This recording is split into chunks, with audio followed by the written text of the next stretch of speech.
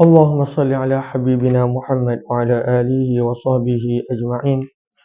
اللهم صل على حبيبنا محمد وعلى آله وصحبه أجمعين.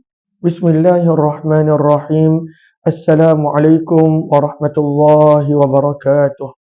بسم الله الحمد لله والصلاة والسلام على حبيب الله سيدنا محمد بن عبد الله وعلى آله وصحبه ومن والاه. سبحانك لا علم لنا إلا ما علمتنا إنك أنت العليم الحكيم ولا حول ولا قوة إلا بالله العلي العظيم. اللهم رب اشرح لنا صدورنا يا الله lapangkanlah hati-hati kami ويسر لنا أمورنا permudahkanlah segala urusan kami wahlul 'uqdatam min alsinatina bukakanlah ya Allah apa jua ikatan daripada lidah-lidah kami yafqahu aqwalana agar boleh difahami tutur bicara kami. Allahumma faqihna fid din, ya Allah berikanlah kepada kami pemahaman di dalam urusan agama. Wa 'allimna ta'wil, ajarkanlah kepada kami pemahaman Al-Quran. Allahumma inna nas'aluka ilman nafi'a, kepadamu ya Allah kami memohon ilmu yang boleh mendatangkan manfaat. Wa rizqan wasi'an tayyibah, rezeki yang luas, melimpah ruah, lagi halal, bersih, suci. Wa amalan mutaqabbala, amalan yang diterima. Wa shifaan min kulli da', dan sembuh daripada segala jenis penyakit. Amin, amin ya rabbal alamin.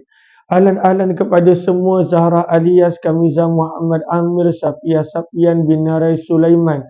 Ahlan-ahlan Asia Hussein, begitu juga Zahra alias Nur Hayati Sulaiman. Waalaikumsalam warahmatullahi wabarakatuh. Nur Jura Azlin dan juga sahabat-sahabat yang berada di ruang TikTok. Azaz, terima kasih banyak-banyak. Moga Allah kurniakan kebaikan dunia dan akhirat. Terima kasih banyak-banyak Adawiyah. Moga Allah kurniakan rezeki yang melimpah ruah beserta berkah. Ahlan-ahlan kepada semua Fauzia, Yunus, Amir Zul dan juga Zaramia serta sahabat-sahabat yang sedang menonton di ruangan FB dan TikTok. Muhammad Syarizan Haji Syafi'i serta semua. Hari ini kita dah bertemu. Sabahun nur, sabahul khair.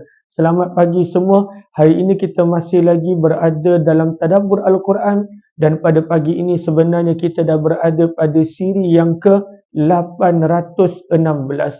Dan kali ini kita dah tiba pada ayat 127 daripada surah At-Taubah, surah yang ke-9 di dalam Al-Quran, muka surat 207. Mohon sebaik sahabat-sahabat yang ada Al-Quran untuk sama-sama buka Al-Quran, muka surat 207, surah yang ke-9 At-Taubah, ayat yang ke-127. Apa kata kita perbetulkan dahulu niat kita, kerana apabila kita usahakan untuk melakukan sesuatu kerana Allah, maka amalan yang nampak kecil, yang nampak sikit akan menjadi bernilai di sisi Allah. Sebaliknya, kalaulah kita buat sesuatu bukan kerana Allah, maka ianya akan menjadikan amalan itu hilang nilainya, bahkan tidak bernilai. Marilah sama-sama kita perbetulkan dahulu niat kita. Moga-moga pertemuan kita adalah kerana Allah Subhanahu wa ta'ala. Nawaitu ta'alluma wa ta'lim wa tadhakkura wa tadhkir wa naf'a wal intifa' wal ifadata wal istifadah wal hatha 'ala tamassuki bi kitabillah wa sunnati Rasulillah sallallahu alaihi wasallam wad du'a'i ila al-huda wad dalalati 'ala al-khair ibtigha'a wajhillah wa mardatih wa kurbih wa thawabih. Amin, amin ya rabbal alamin. Ayat 127, surah yang ke-9 At-Taubah, muka surat 207.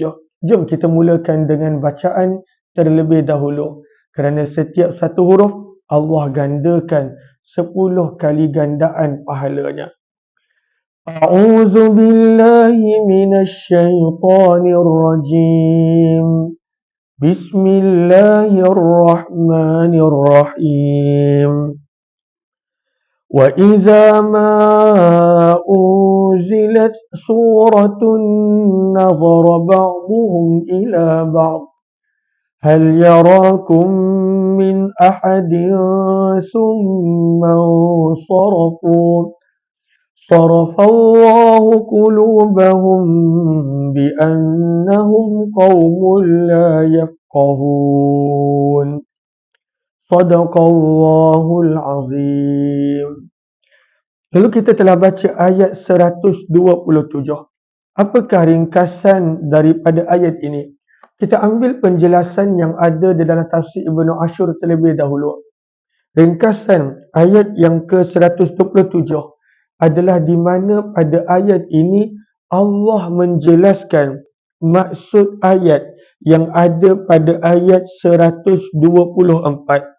Kan kalau kita baca ayat 124 daripada surah yang sama, surah At-Taubah, di mana Allah berfirman, wa idza ma unzilat surah, dan apabila diturunkan sesuatu surah kepada Nabi sallallahu alaihi wasallam, maka apakah keadaan orang munafik? Faminhum man yaqul, maka ada sebahagian daripada mereka, iaitu orang-orang munafik. Orang munafik ni akan berkata dalam nada mengejek, dalam nada menghina, ayyukum zadathu hadhihi imana, siapakah di antara korang, wahai orang munafik yang lain, yang bertambah iman dia? Maka setiap kali turun wahyu, orang munafik akan ejek Al-Quran, akan ejek wahyu Nabi. Maka sambungan daripada ayat 124 tadi, bagaimana orang munafik mengejek Al-Quran, bagaimana orang munafik menghina setiap kali wahyu turun. Maka Allah bawakan ayat 127 menggambarkan keadaan orang munafik setiap kali wahyu turun. Maka setiap kali wahyu turun, orang munafik ni dia akan tengok sesama mereka. Mereka risau, ada tak ayat Al-Quran yang akan cakap pasal mereka?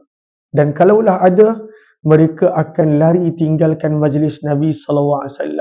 Maka Allah herdik mereka. Sepatutnya bila Allah tegur mereka melalui wahyu Al-Quran, mereka bertaubat, mereka beriman. Sebaliknya, mereka lari dan meninggalkan majlis Nabi SAW. Maka itu ringkasan pertama daripada tafsir Ibnu Ashur. Bagaimana ayat 127 adalah detail dan sambungan kepada ayat 124 menceritakan keadaan orang munafik ketika mana wahyu turun. Ringkasan yang kedua, kita ambil daripada tafsir Al-Wasid. Maka Allah pada ayat ini, ayat 127, memberikan satu gambaran keadaan orang-orang munafik tatkala turun sesuatu surah daripada Al-Quran kepada Nabi SAW. Dan kalaulah mereka ada dalam majlis Nabi, inilah perangai orang munafik. Dia akan tengok sesama mereka dan mereka akan melarikan diri daripada majlis Nabi SAW. Maka sayang, sepatutnya dekat dengan agama walaupun dah hidup sezaman dengan Nabi. Maka inilah golongan munafik yang tetap menjauhkan diri daripada agama. Ahlan-ahlan kepada yang baru join, mohon jasa baik untuk bantu share, bantu untuk kongsi, tag rakan-rakan, sebarluaskan. Mudah-mudahan lebih ramai yang beroleh manfaat. Buat yang kali pertama join, sebenarnya setiap pagi kita berkongsi satu ayat daripada Al-Quran mengikut turutan, dan pada pagi ini adalah ayat 127, muka surat 207, surah yang ke-9 At-Taubah. Jom kita perhatikan terjemahan dan pengajaran yang kita boleh ambil. Firman Allah Subhanahu wa taala, wa idza ma, wa dan, idza apabila, ma unzilat diturunkan sesuatu, surah, sesuatu surah. Wa idza ma unzilat surah, firman Allah, dan apabila diturunkan sesuatu surah daripada Al-Quran. Dan dalam kurungan, kata para ulama tafsir, surah itu menceritakan keburukan orang munafik. Surah itu membuka aib orang munafik. Surah itu menceritakan perangai-perangai orang munafik. Maka apabila turun surah yang seperti itu kepada Nabi SAW, maka mereka akan gelisah dan tak senang duduk. Daripada bahagian awal ayat ini, wa idza ma unzilat surah, Dan apabila diturunkan sesuatu surah daripada Al-Quran dalam kurungan yang mendedahkan sifat-sifat dan keburukan orang munafik, maka daripada sini pengajaran yang pertama yang kita boleh ambil, apabila Al-Quran mendedahkan sifat orang munafik, perangai mereka, keburukan mereka, bahkan kita dah baca banyak tentang orang munafik di dalam surah At-Taubah sahaja, maka pengajaran yang pertama yang kita boleh ambil daripada situ adalah bahawa golongan yang tidak mahu bertaubat walaupun berulang kali melakukan maksiat, pengajaran yang pertama, golongan yang tidak mahu bertaubat walaupun berulang kali melakukan maksiat dan dosa mereka adalah dosa yang mereka buat secara terbuka, maka tidak menjadi masalah untuk menceritakan dosa tersebut. Sebab kalau kita tengok, Allah dah bagi peluang kepada orang munafik banyak. Dan surah At-Taubah ini turun pada tahun yang ke-9 Hijrah sebelum Nabi SAW wafat. Dan Allah buka habis tentang segala sifat orang munafik yang kita baca berulang kali dalam surah At-Taubah ini. Maka pengajaran yang kita dapat, kalaulah ada sesuatu golongan yang berulang kali melakukan maksiat secara terbuka, dosa secara terbuka, walaupun dah diberi nasihat tak nak bertaubat, maka tidak menjadi masalah untuk menceritakan sikap buruk mereka, perangai buruk mereka, agar orang lain berhati-hati dan agar menjadi pengajaran kepada orang lain. Sebab itu ketika mana golongan munafik ni masih hidup pada zaman Nabi, Allah buka segala aib mereka, Allah buka segala keburukan mereka, sebab mereka berkali-kali, berulang kali tidak bertaubat walaupun telah diberi nasihat. Maka ya, kita kena sembunyikan keburukan orang lain. Tapi kalaulah keburukan itu dilakukan secara terbuka, berulang kali, dah diberi nasihat dan teguran, maka tidak menjadi masalah untuk membuka keburukan itu sebagai pengajaran kepada orang lain dan sebagai berhati-hati, sebagai untuk orang lain berhati-hati. Maka firman Allah, wa idza ma unzilat surah, dan apabila diturunkan sesuatu surah dalam kurungan yang berkaitan pendedahan sifat-sifat buruk orang munafik. Maka apakah perangai orang munafik ni? Allah cerita kepada kita dengan detail. Firman Allah, nazara, maka melihat, ba'dhum, sebahagian orang munafik, ila ba'dhin, kepada sebahagian yang lain. Maka daripada sini dalam tafsir Ibn Ashur menunjukkan, maka kalaulah mereka ada dalam majlis Nabi dan ketika itu turun wahyu tentang mereka, maka mereka akan tengok di antara satu sama lain. Mereka akan tengok di antara satu sama lain. Kenapa mereka tengok? Mereka pelik macam mana Nabi tahu tentang perangai mereka, walhal mereka dah sembunyikan. Mereka tengok sesama mereka sebagai isyarat untuk mereka tinggalkan majlis Nabi SAW. Dan banyak lagi maksud kenapa mereka tengok di antara satu sama lain. Maka kalaulah wahyu turun kepada Nabi tentang keburukan mereka, dan waktu itu ada di antara orang munafik dalam majlis Nabi, mereka akan tengok sesama mereka. Daripada sini pengajaran yang kedua yang kita boleh dapat, nazara ba'dhum ila ba'd. Mereka ada dalam majlis Nabi, dengar wahyu Nabi, namun mereka hanya melihat di antara satu sama lain. Maka pengajaran yang kedua yang kita boleh dapat daripada sini adalah bagaimana mata memainkan peranan untuk melakukan benda-benda tak elok juga. Bagaimana mata ni boleh dapat pahala bila kita lihat benda yang elok. Mata juga boleh menjadi asbab dosa apabila tujuan melihat, memberi isyarat dengan mata adalah sesuatu tujuan yang tak elok. Nazara ba'dhum ila ba'd, yang Al-Quran cerita di sini nak menggambarkan perangai buruk mereka. Dalam mereka duduk dalam majlis Nabi, dalam mereka mendengar wahyu Al-Quran, mereka masih lagi boleh bermain mata sesama mereka, sama ada kerana hairan macam mana Nabi tahu, ataupun bertujuan nak mengejek Nabi SAW, ataupun bertujuan nak merendahkan Al-Quran, ataupun bertujuan untuk memberi isyarat jom kita tinggalkan majlis Nabi SAW. Maka pengajaran yang kedua yang kita dapat, nazara ba'duhum ila ba', mata mereka saling berpandangan di antara satu sama lain. Menjadi pengajaran yang kedua kepada kita, sebagaimana mata dan semua anggota boleh menjadi peluang kita mendapat pahala. Contoh, mata ni tengok Al-Quran, dapat pahala. Mata ini tengok alam ciptaan Allah, lalu menjadikan kita ingat kepada Allah, dapat pahala.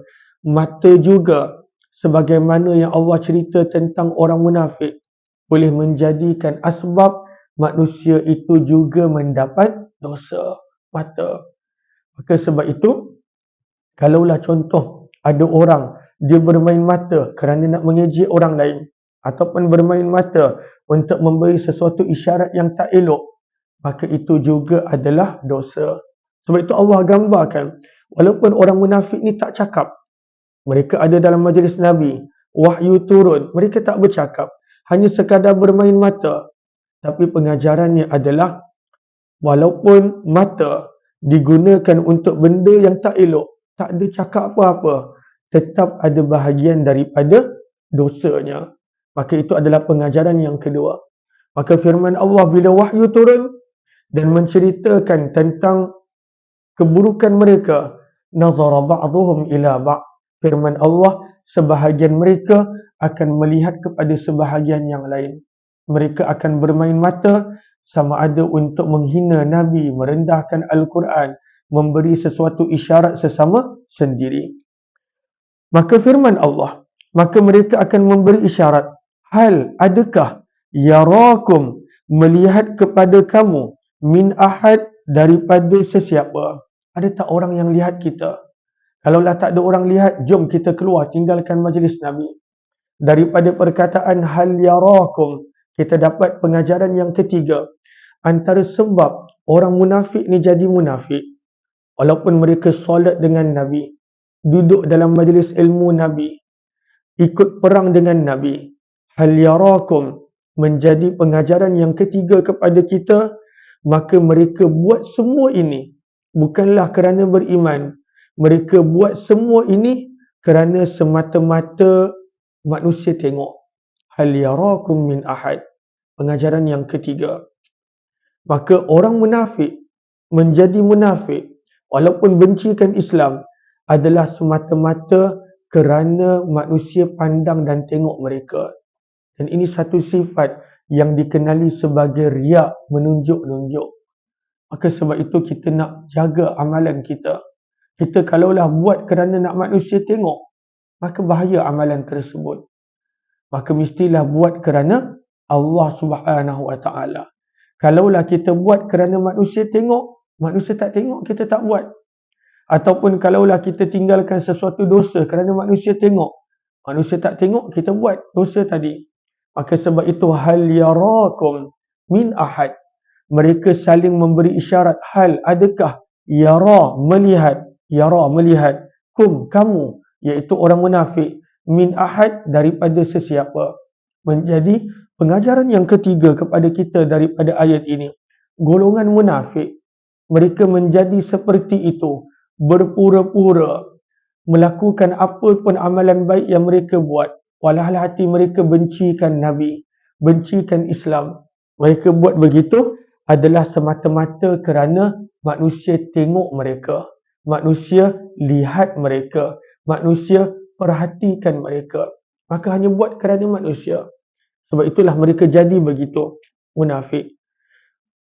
Seseorang itu, kalaulah semua benda dia buat kerana orang lain, maka dikhawatiri tidak akan tinggal amalan yang dia buat kerana Allah. Sebab dia dah terbiasa. Orang tengok ke tak? Orang perhatikan ke tak? Dan itu adalah sesuatu yang sangat bahaya sebenarnya. Dan ini zaman kita pada zaman media sosial. Lagilah masing-masing dia nak buat apa pun, dia nak bagi orang tengok. Kadang-kala aib sendiri, kadang-kala aib sendiri, kadang-kala aib rumah tangga, kadang-kala aib anak, kadang-kala aib keluarga. Tapi kerana nak bagi orang tengok, hal yarakum min ahad, itu antara masalah orang munafik. Maka mereka berada dalam majlis Nabi kerana nak ada orang tengok. Lalu kalaulah tak ada orang tengok, mereka nak tinggalkan majlis Nabi sallallahu alaihi wasallam. Maka mereka saling beri isyarat, nazara ba'dhum ila ba'd, saling melihat antara satu sama lain. Kenapa? Hal yarakum min ahad, ada tak sesiapa yang tengok kita? Kerana mereka nak tinggalkan majlis Nabi. Sebab ayat itu, wahyu itu berkenaan tentang pendedahan keburukan mereka. Maka hal yarakum min ahad menjadi pengajaran yang ketiga kepada kita, bahawa antara masalah golongan munafik adalah mereka buat apa pun adalah kerana nak manusia tengok. Kalaulah manusia tak tengok, maka mereka tak nak buat. Dan ini adalah yang kita kenali sebagai riak di dalam bahasa hadis. Riak maksudnya melakukan sesuatu untuk memperlihatkan kepada orang. Maka bila tak ada orang tengok, firman Allah, summa sarafu, summa, kemudian, insarafu, mereka pun pergi meninggalkan majlis Nabi. Insarafu, mereka pergi meninggalkan majlis Nabi sallallahu alaihi wasallam. Dan ini pengajaran yang keempat. Apakah pengajaran yang keempat? Orang yang tidak mahu menerima kebenaran. Orang yang tidak mahu menerima kebenaran, dia tetap tidak akan menerima kebenaran walaupun duduk dalam majlis Nabi SAW. Sebablah sekali kembali kepada hati manusia. Maka bila orang munafik dah duduk dalam majlis Nabi, tapi bila turun ayat Al-Quran yang memberi teguran kepada mereka, maka mereka buat keputusan nak tinggalkan majlis Nabi bila tak ada orang tengok. Maka pengajaran yang keempat yang kita boleh dapat, summan sarafu, mereka pergi meninggalkan majlis Nabi, menunjukkan mereka dah ada dalam majlis Nabi. Maka menjadi pengajaran yang keempat kepada kita, orang yang tak nak menerima kebenaran, hati dia tak nak, memang dia tak nak. Kalau orang munafik ni dia tak nak kerana dia ada sifat munafik. Maka orang yang tak nak menerima kebenaran, dia tetap takkan terima kebenaran walaupun dia duduk dalam satu majlis dengan Nabi. Nampak wahyu turun kepada Nabi. Nampak bahawa itu adalah daripada Allah kerana keadaan mereka hanya Allah yang tahu. Tetap takkan beriman. Maka itu satu pengajaran bahawa kebenaran mestilah kita yang nak terima. Mestilah kita yang nak terima.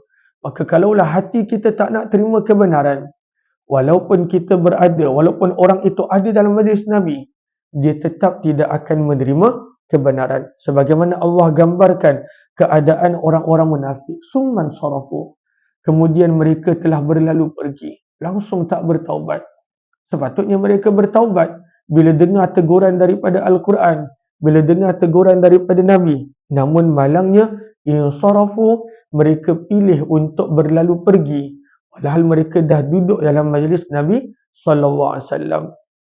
Maka bila mereka lari dan tinggalkan majlis Nabi, tak nak bertaubat, apakah firman Allah?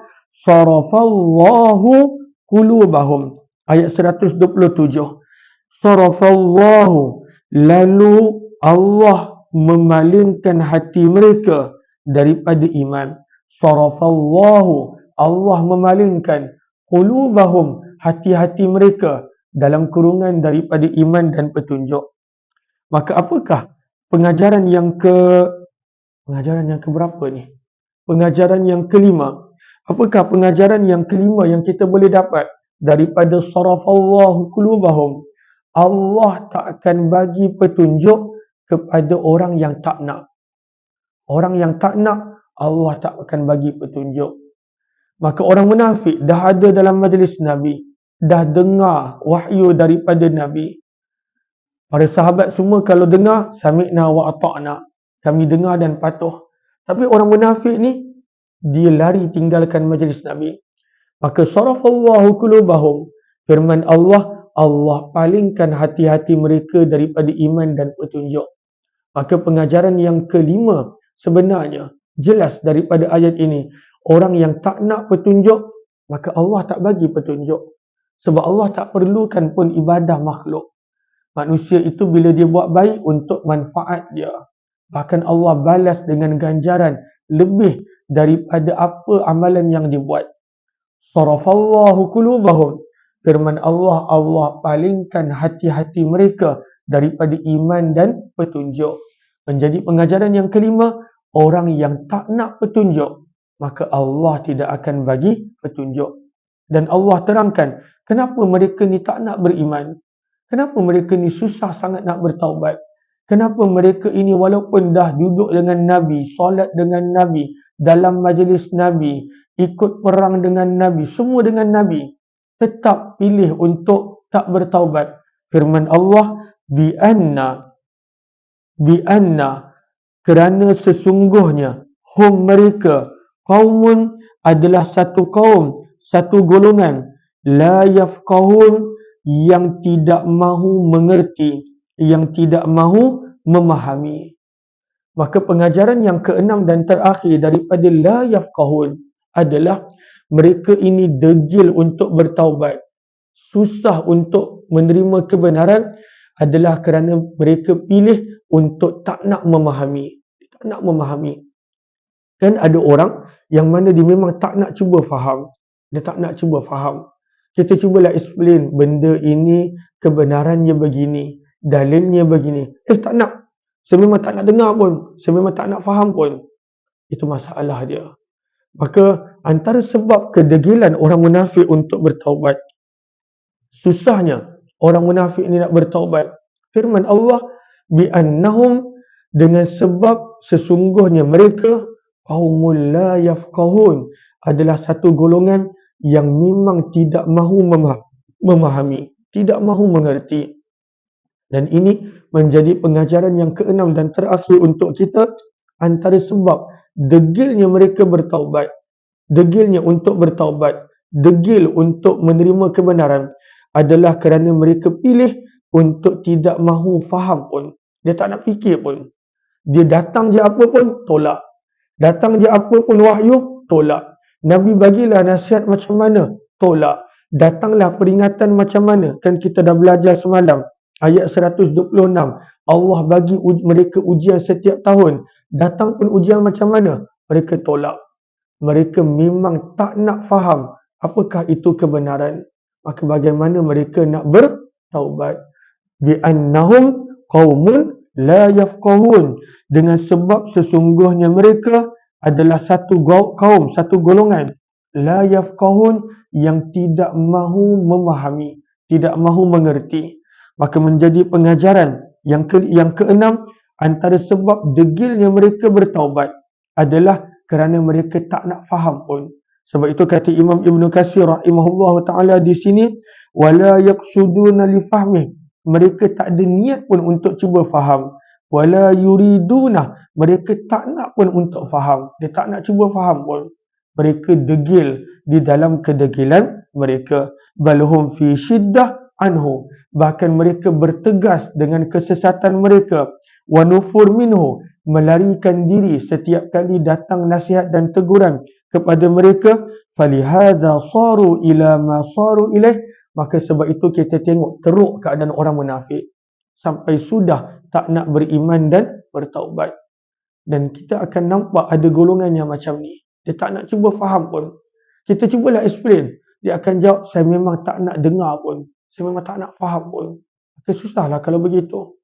Kalaulah manusia dah buat keputusan begitu, maka susah pada waktu itu untuk kita bantu mendekatkan dia kepada Allah Subhanahu wa taala. Mudah-mudahan kita tak ada sifat-sifat buruk ini. Amin ya rabbal alamin. Terima kasih banyak-banyak di atas segala perhatian yang diberikan. Saya tak sempat nak baca nama satu-satu. Fauzia Yunus, Fawaz, Nur Aisyah, Muslimah Hasan, MHE, Ripto, kemudian Wajihah Jalil Nas, dan juga Tulips dan sahabat-sahabat yang lain. Nurul Jura Azlin, Zahra alias Asia Hussein, Kamiza Muhammad Amil, kemudian Nurjura Azlim dan juga sahabat Fatimah S. Terima kasih semua Fidah Hanim. Terima kasih banyak-banyak kepada yang komen, yang share, yang tag rakan-rakan, yang bagi gift. Sehari kita ada 3 program, 8.30 pagi, 6 petang. InsyaAllah. Saya cuba buat hari ini 6 petang. Dah 3 hari berturut-turut saya tak sempat nak buat. Dan 11 malam, sirah Nabi SAW. Terima kasih banyak-banyak Azlina yang bagi gift dan juga Fidah Hanim. Moga Allah balas dengan sebaik kebaikan dan ganjaran. Zeti Azwa, terima kasih banyak-banyak. Moga Allah kurniakan kesihatan dan afiat kepada semua Safia Safian, Kak Marwani Ahmad, Zakia Muhammad Nin, Fauziah Ahmad. Terima kasih semua. Assalamualaikum warahmatullahi wabarakatuh. Kita jumpa jam 6 petang nanti dalam perkongsian penawar bagi hati buat yang berkelapangan. Terima kasih semua. Subhanakallahumma bihamdika asyhadu an la ilaha illa anta nastaghfiruka wa natubu ilaik. InsyaAllah.